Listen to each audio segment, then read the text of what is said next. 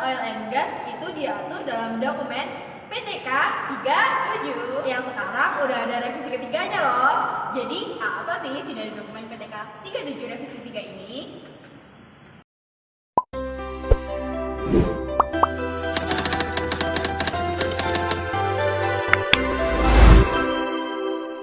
POD itu adalah rencana pengembangan salah satu atau lebih lapangan minyak dan gas secara terpadu untuk memproduksikan cadangan hidrokarbon secara optimal. Jadi bukan cuma ngelihat ada gas di bawah tanah, tapi ngitung gimana cara ngambilnya, pakai fasilitas apa, biayanya berapa, nanti hasilnya berapa, dan dampaknya ke negara gimana. Ini penting banget loh, karena ini jadi dasar buat pemerintah atau SKK Migas buat menyetujui investasi miliaran dolar.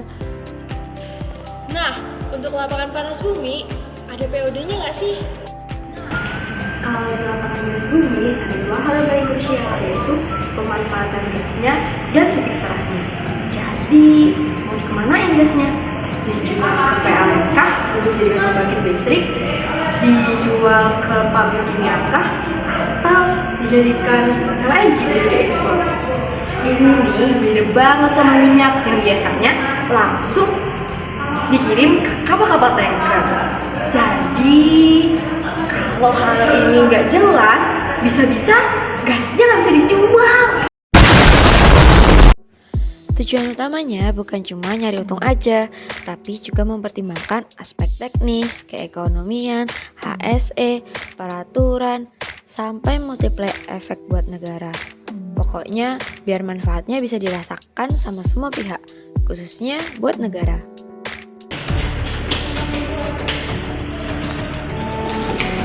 Tapi, misalkan kalau ada penemuan gas baru di wilayah yang udah terproduksi, laporan POD-nya gimana? Kalau kondisi datanya masih minim, tapi potensi gasnya gede, gimana cara membangunnya tanpa ambil resiko yang tinggi? Jadi, ada mekanisme yang namanya POP. Plan of Development atau POD memiliki 3 jenis dokumen. Jenis-jenis dokumen tersebut diantaranya yaitu 1.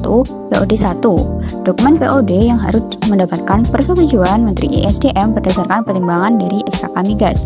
2. POD 2 dan seterusnya, dan juga POD selanjutnya yang terdiri dari bertahap dan OPL atau OPLL.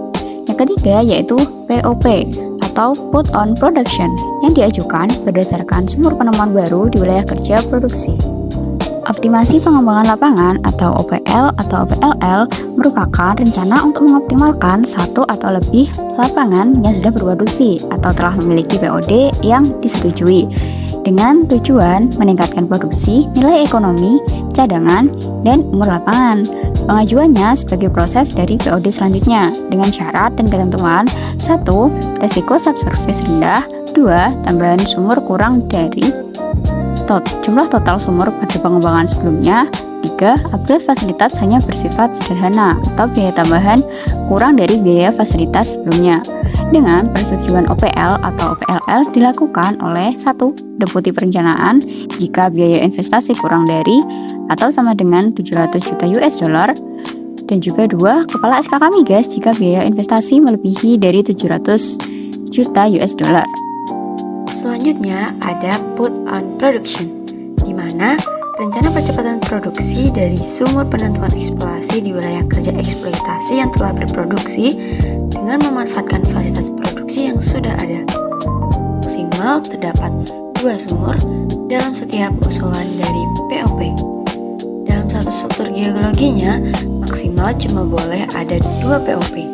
Kalau udah ada 2 POP, maka seluruh aktivitas lanjutan di struktur itu, termasuk POP yang udah ada, harus diusulkan menjadi laporan POD, yang kemudian akan disetujui oleh Deputi Perencanaan.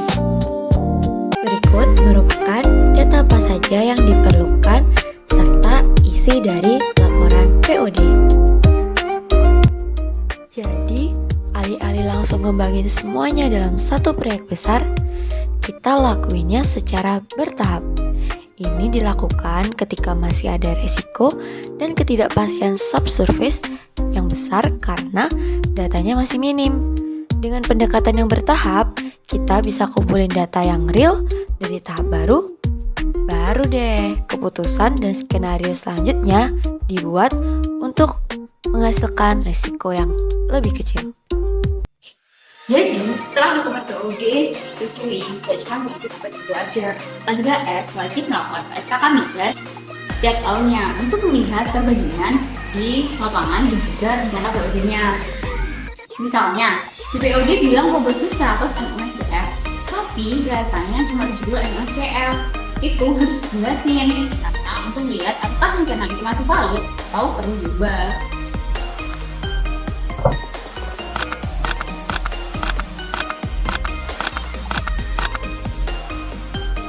Nah, kita udah tahu apa aja isi dokumen dari POD nih. Terus cara ngitung estimasi dari gasnya gimana? Untuk itu ada beberapa cara, tapi yang paling diutamakan yaitu pakai simulasi reservoir. Oh, simulasi reservoir itu pasti digunakan karena metode itu yang paling komprehensif. Terus model itu mencerminkan perilaku reservoir yang dinamis kan? Bener banget. Selain itu ada juga beberapa metode seperti material balance yang bisa dipakai. Tapi ada syaratnya nih. Syaratnya yaitu data produksi dan juga tekanannya harus cukup, minimal itu 10% dari total perkiraan produksi awalnya. Wah, ternyata POD itu nggak cuma dokumen tebel aja yang bikin pusing, tapi sistemnya sangat terstruktur. Dari POP buat cepat produksi, POD bertahap lebih aman, OPL untuk optimasi sampai monitoring buat ngecek arus perjalanan yang terstruktur. Jadi, gimana teman-teman? Kalian udah tahu kan laporan POD itu isinya apa? See you in the next video!